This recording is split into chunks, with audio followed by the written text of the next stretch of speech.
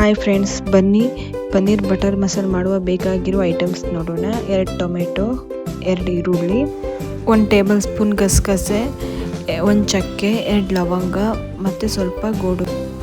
ಮೊದಲು ಒಂದು ಪ್ಯಾನಲ್ಲಿ ಸ್ವಲ್ಪ ಬಟರ್ ಹಾಕಿ ಅದಕ್ಕೆ ಈರುಳ್ಳಿ, ಟೊಮೆಟೊ, ಚಕ್ಕೆ, ಲವಂಗ, ಗಸಗಸೆ, ಗೋಡಂಬಿ ಮತ್ತು ಒಣಮೆಣಸಿನಕಾಯಿ ಹಾಕಿ ಚೆನ್ನಾಗಿ ಬೇಯಿಸಿಕೊಳ್ಳಿ.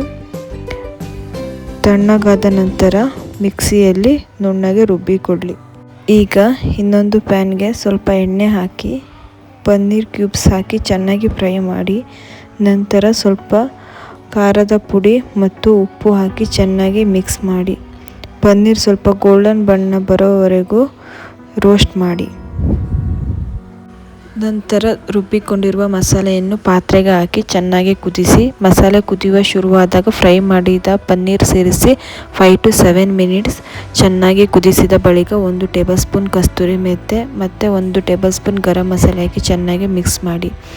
ಅಷ್ಟೇ, ರುಚಿಯಾದ ಪನ್ನೀರ್ ಬಟರ್ ಮಸಾಲ ರೆಡಿ. ಇದನ್ನು ರೊಟ್ಟಿ, ಚಪಾತಿ, ನಾನ್ ಜೊತೆ ಸೇವಿಸಬಹುದು. ಒಮ್ಮೆ ಟ್ರೈ ಮಾಡಿ, ನಿಮಗೂ ಖಂಡಿತ ಇಷ್ಟವಾಗುತ್ತದೆ.